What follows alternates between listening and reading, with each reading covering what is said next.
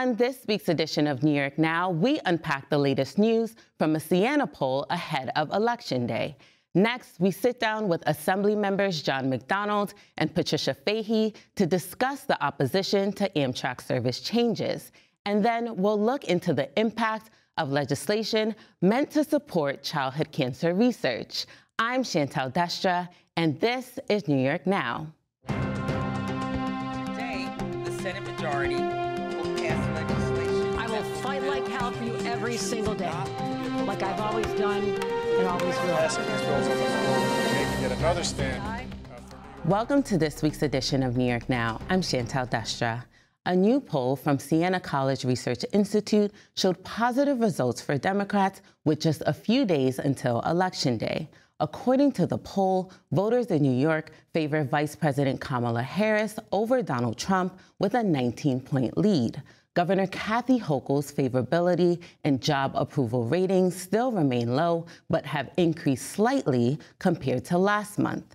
At this juncture, voters also seem to be overwhelmingly supportive of the equal rights ballot measure. But as you know, things are always subject to change in polling, especially with just a few days before the end of a very competitive and intense election season. We'll continue to bring you updates ahead of Election Day right here on the show. But moving on now to service changes for Amtrak. Starting November 11th, there will be a reduction of 3 daily lines between the Capital Region and New York City. The changes are a way to mitigate the construction being done on the East River tunnels in New York City. The news of the Amtrak changes led to criticism from writers, and some lawmakers even elevated their concerns to the federal level. We sat down with Assembly members John McDonald and Patricia Fahey for more. Thank you so much for joining us today, Assembly members. It's a pleasure to be here. Now, can you tell us about the letter that you sent to the Federal Transportation Secretary outlining some of the concerns that you had with the changes to the Northeast Amtrak service this week? Well, let me start by saying first, we saw this in the news. So thank God for the news, but that was how we were notified of this cutback. So thankfully, my office caught it before I did and actually immediately said, we need to do something. John must have read our minds. He reached out and said, you know, this is troubling. And I said, already started drafting. So we do this quite often, and it works well as a tag team. We started drafting, made some edits. The two of us had this out in record time, I think. Yep. And part of it is because it was one of those immediate where, wait a second, why are we reading about this as a done deal instead of some outreach? And as you saw in the letter, we are one of the busiest stops, well, the busiest in the country for a metro area under 2 million. And we shouldn't have to read about this as just a decision made without some input, without some accommodation. And that's why we're saying, can we have a conversation here and get a little creative? This is sending us backwards with trying to get more people on trains. And by the way, this isn't the first time we've done this. 2017. That's right. We had a similar situation, no notice. Bottom line is, at that time, it was Moynihan Station was going through renovation. Understandably important, just like the East River tunnels is important here. But at the same token, it was not with any local input on the impact to the people we represent. So we basically dusted off our 2017 letter, changed a few of the names because the people's names have changed, but basically saying, listen, we understand the importance of the work that needs to be done, but there needs to be some consideration for the passengers. And that's what this is about. It's about the passengers. And not going backwards. We've gone past the COVID lows of some numbers. We are trying to encourage more of this. We talk a lot about alternative transportation. We talk a lot about safer transportation, which the train is much safer than the roads. And then what is more environmentally better. We get people from Vermont who come in to Albany, Rensselaer, to catch that train into the city. So the idea that we would have to just read about this with any type of creative solution, and I ride this train, not as often as any of us would like to with going to New York, but but it's often full. It's already a challenge with full, which is a wonderful problem to have, but you don't now cut almost 25% of the trains and not expect a problem. To add on to what Pat's saying, particularly post-pandemic, there are many people who have moved from the city to live in the capital region. Right. They rely, because they still have jobs in the city, they need to be present. And they commute 3 to 5 times a week. We've heard loud and clear from our constituents, this is unacceptable. We need to make some kind of accommodation. And some of the proposals actually are not hard to consider. I mean, that 5 a.m. train is critical. I've taken it many times because it's important for people. They have to be in their office by 8 a.m. But if we can't adjust the time, at least add more cars to the train that leaves at 5:40 so they can get there close to being on time. And since you sent the letter, have you had any communication with Amtrak officials or with the Transportation Secretary about some of the concerns that you raised? Well, we'd love to have heard from the Secretary, but I'm not expecting that just yet. But we did just get outreach today. Okay. And part of it is the power of the press. We've really, this has hit a raw nerve. I could spend years on legislation. We've been joking about this. We do a lot of events. We do a lot of legislation. And this one went practically viral overnight. Again, I think part of it is because of the way it was handled and because this is such a popular train. So while we've said extend the cars, let's look at some creative solutions, but now we are going to push a little more. Why does it have to be 3 a day? Can't we adjust a little bit more here and give some flexibility, especially since we know most of these trains are full? If you don't book on the weekends, if you don't book in advance, you're not getting a seat on the train. So we need a little creativity creative solutions here. And as we know, the changes are a way to mitigate the work plan for the East River tunnels in the city. So I'm curious, what would you say is a best compromise to address the changes that are needed to the tunnels, but also not impact service? I think adding the cars is the first logical step. I think playing around with the times a little bit more to meet people's needs and concerns. And then there's this other thing that doesn't really impact us directly, the people we represent, but this 90-minute proposed layover. Yeah. I mean, we're used to it in an airport. You're not expecting it on the trains. One thing about the trains, they always run on time, at least getting started. Yes. They're much more reliable. They're a much cleaner mode of transportation, as Pat's mentioned. So, we're hearing from our colleagues in the North Country and the western part of the state, particularly those that cross the Canadian border, that this is problematic for them as well. So there's some options where they could maybe take those international trains and bring them up to Saratoga to prevent the layover. That makes perfect sense too, because it's less congestion in the Albany area, might allow for another route to be freed up. We talk a lot about community input, reaching out. We do hearings on numerous issues. We are out in the community. The idea that these decisions were made with no input whatsoever and that we had to just read about it after a decision was made. So well, we hope they'll at least extend the car so that we're not, having full trains all the time, especially once they cut them. I would like to see this reconsidered with some change in times. And just a week ago, I was taking the train back from New York. It was an evening reception. If I didn't get on, I think it was the 7:10 or 7:15 train, I then had to wait till the 8:55, which meant I didn't get home till about midnight. That right there is an hour and roughly 45 minutes in between trains already in the evening if you have an evening event to go to. That's already a long wait. And then, as Assemblymember McDonald mentioned, the 90-minute wait now to go north of here. We are one of the busiest stations for a reason, and we don't want to go backwards. So I am pleased they've reached out. I hope we're going to have a very frank conversation. And I'd like to think if this decision was made somewhat arbitrarily, in other words, maybe every area has been cut by 3 trains each way, maybe we can push back, give them some of the data analytics here, and say, why 3 in such a busy corridor? And we know through the years that Amtrak has had their fair share of financial issues and also infrastructure issues. And I know some Congress representatives from New York have pressed leadership to really address this. So I was curious, what do you make of those efforts by your colleagues in Congress? Well, it's a joint effort, right? I mean, they are heavily subsidized by the federal government. State is supportive in many aspects. We do have a little bit of authority, but not as much as we'd like. I'm really hopeful that these changes, I think, are indicated for November 11th. I'm hoping that we can have some constructive conversations over the next week or two to kind of minimize the impact. But let's face it, Amtrak in my lifetime has been bailed out more than a few times, which means that's good that the government is supporting them, but at the same token, they should be attentive to the government's concerns. If you think of the CDTA here at the Capital District Transportation Authority, one of the reasons that they're one of the more successful authorities in this state, transit authorities, is because they are so creative with ridership. They're the ones that do the bikes. They're the ones that do the car rentals, the electric car rentals.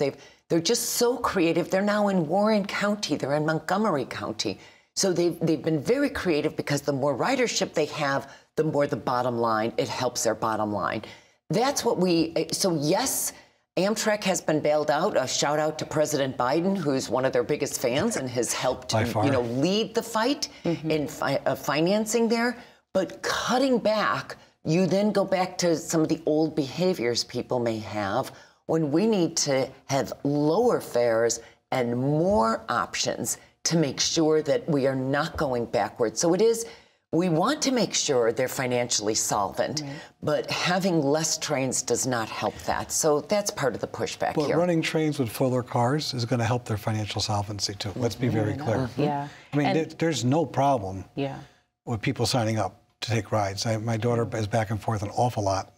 And quite frankly, they are running around all the time because they're getting shut out to either get up to the capital region or to get down. And if these issues are not addressed, what do you see being the long-term implications for these issues, especially between you and your fellow lawmakers just traveling back and forth to do the work during session? Well, serious inconvenience for some of our colleagues who rely on that train. We often won't start a hearing here, especially in the off session. We do a lot of hearings. We try not to start those before 10:30 in the morning because that's the first train that you can catch out of Penn Station to get up to Albany. So we try to be considerate of our members. You don't want to force more of them. It's the one thing I love about the train is you're actually more productive, right? You can do so much more work as opposed to trying to drive and multitask. So we want to make sure that our colleagues have that option as well, and that's part of this. Let's keep growing here. So we're not unreasonable people. As I said to you before, in 2017, there was another effort made. And to be honest with you, they're very responsive, and we were very pleased with the responsiveness. So I'm going to hold off predicting the future. Let's see what happens over the next couple of weeks to see if we can reach a good compromise that serves the citizens well. And part of what's happened here, which we're both really pleased over, the fact that this has gone so viral and again hit a raw nerve, which is terrific. We're hoping that the attention here, one, reminds people what a great asset this is, and again, it leads to some more conversations that, hey, don't forget us when you're making some arbitrary decisions. But two, actually fuels demand, and it is not cheap to ride a train. So again, the more ridership, the more that price comes down too. And that is why we also, as John mentioned, we need that continued federal leadership to keep these trains affordable because they are the safer, cleaner, and it is, as they advertise, the more civilized way to travel. I'm much more relaxed when I have traveled. One last thing. There was just an article in the New York Times earlier this week about delay in emergency services in the heart of New York, especially in Manhattan. And since the rise of increased traffic into the busiest corridors in Manhattan, they are seeing a delay in emergency response times. It is cutbacks like this that put people back in cars that really then, exacerbate a situation. We have these challenges of addressing congestion pricing when we come back, but whatever gets resolved there, we can't neglect that the Times gave a number of examples the other day of people who may have been saved had it not been for these extended times with emergency services. The more cars, the more traffic's on the streets in our busiest corridors, the worse that is. So the train is not just a better alternative for customers, it's better for all of us. Well, unfortunately, that's all the time we have for today. Thank you so much for taking the time to connect with us on this very important issue. Appreciate it. Thank you very much. Thanks for the interest. And we were speaking with Assemblymember John McDonald and Assemblymember Patricia Fahey. And for more on the pushback from lawmakers regarding the changes to Amtrak service, you can visit our website. That's at nynow.org. Now turning to our last topic. 1 year ago, Governor Kathy Hochul signed a law that meant updating the state tax forms to include a donation box for the Early Childhood Cancer Research Fund. Advocates say that the research is significantly underfunded and have high hopes that New Yorkers will opt in to donate on their tax forms next year. In this next segment, our Elise Klein dove into the impact and implementation of the law. Here's that story. A new law that just reached its first anniversary will start to achieve its goal as New Yorkers prepare to file their income tax returns in February. The 2023 law requires a space be included on state income tax returns to allow New Yorkers to volunteer donations to the Childhood Cancer Research Fund. The fund currently has a little more than $35,000, which comes from donations from the state annual Cure Childhood Cancer Custom License Plate Renewal Fee, according to the Department of Health. The Department of Health, which manages where the funds will go, says they expect the new taxpayer gift law to generate at least $100,000 in fiscal year 2027. Advocate with the American Cancer Society Michael DeVoli says childhood cancer research is a significant need and is historically and woefully underfunded. 15,000 children and adolescents in the United States are diagnosed with cancer every single year. And so by establishing this checkoff box on your tax return, it will enable a very simple way for people to contribute to cancer research, which we believe will help lead to more cures down in the future. Other advocates say because childhood cancers are so rare, it makes funding even more challenging.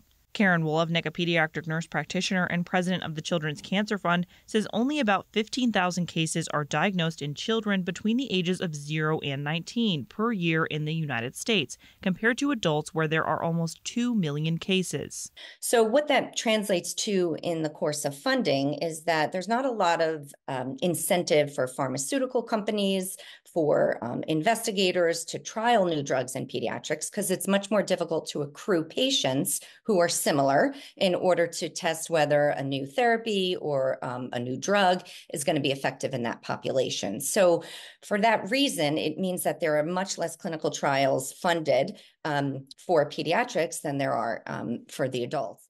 Wolovnik adds pediatric cancer research is very expensive, and while she says every little bit helps, clinical trials and research require significant funds. Childhood cancer research can develop treatments and cures for the varying types of cancer, but it can also help address the long-term impacts that many cancer survivors face. So many survivors of childhood cancer also develop chronic conditions or have experienced a severe life-threatening condition due to the side effects of their treatment.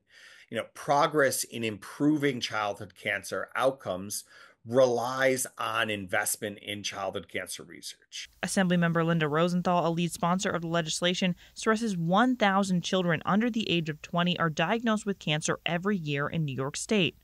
Cancer is also the leading cause of death by disease for children throughout the United States, according to the National Cancer Institute. There are a lot of diseases out there competing for precious funds.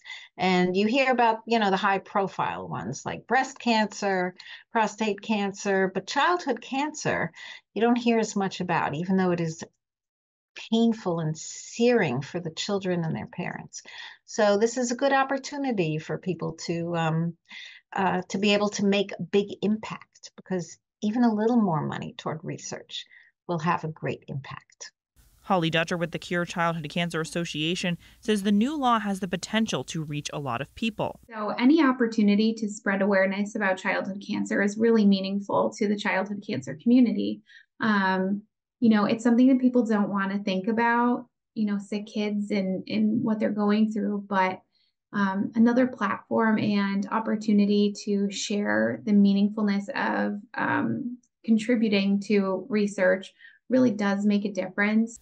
Dutcher adds even if people don't donate, the box on the tax form still helps raise awareness. It still puts in their minds that, there are children being diagnosed with cancer, and there are ways that you can be a part of making a difference in their lives, whether it's research or finding, a local organization that you can contribute to that will make a difference immediately to the lives of those children and their families. New York State Comptroller Tom DiNapoli says while the legislation has good intent, there are many challenges around laws to raise state funds through tax checkoffs. The program overall is just not working, I think, as the legislature would want it to work, which is to have taxpayers put the money in and the money be spent on these worthy causes.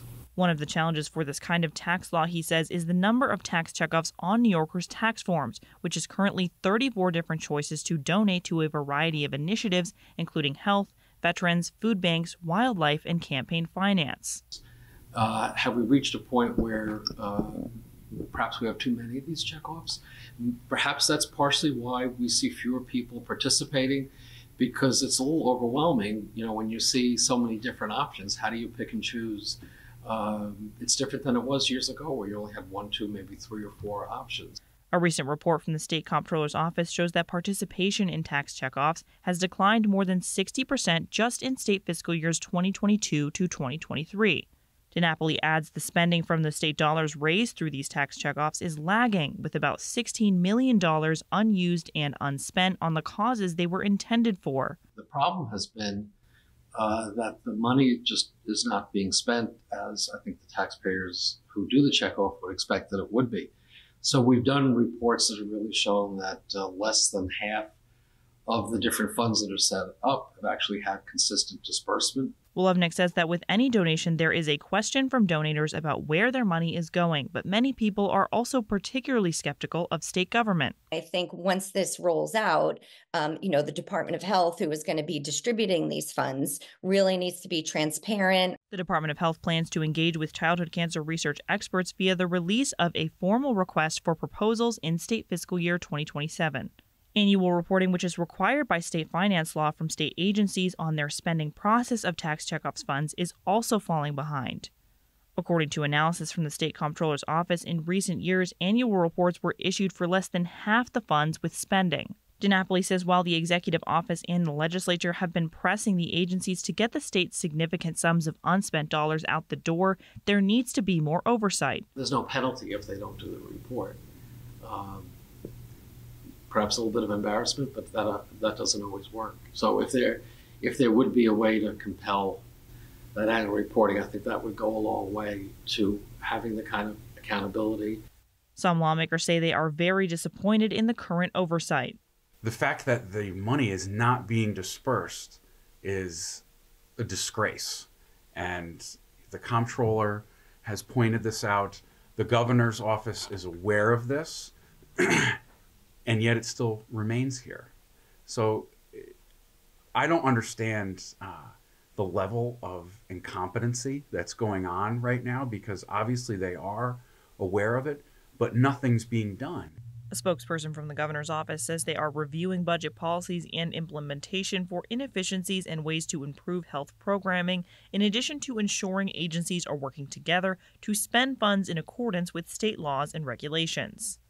The senator highlighted tax checkoffs for veterans currently stockpiling about $3 million in state funds that have not been dispersed for about 7 years. Some lawmakers in the assembly, also disappointed, say they have even considered voting against tax checkoff bills. It kind of takes somebody with a pretty strong backbone to say, like, I'm not voting for these anymore because I don't think that they're effective. I don't think that they're getting there. I've thought about voting no on some of these and just making that point and debate on the floor, but in the end, I do end up supporting them because I do want to give people a choice to be able to donate to them. And I'd rather try to address the problem on the back end as far as the distribution of the funds. Assemblymember Walsh and Senator Ashby sponsored a bill last session trying to improve oversight of tax checkoff spending, specifically for veterans' tax checkoff donations. But the bill failed to make it to the floor of both houses. Ashby says the bill didn't make it to the finish line because it didn't seem to be a priority issue. I think it's priorities, and for too often we've seen veterans legislation and issues fall by the wayside. Ashby says he has had conversations with his colleagues in the legislature and intends to continue to push this issue next legislative session. Whether it's a veterans checkoff or a childhood cancer tax checkoff, the funds need to go where they're supposed to go. And sitting in an account for years, 7 years, is not right. And we need to make sure that this doesn't happen. This is an issue important to several lawmakers, but whether or not it will be a priority in this upcoming legislative session against other top priority issues remains to be seen. Elise Klein, New York Now. And for more information on tax donations to help with childhood cancer research, you can visit our website. Again, that's at nynow.org. Next week on the show, we'll be talking all things Election Day, from the changes in state law for local races to casting your ballot and the importance of voting. You won't want to miss it. Well, that does it for this edition of New York Now. Thank you for tuning in, and see you next week.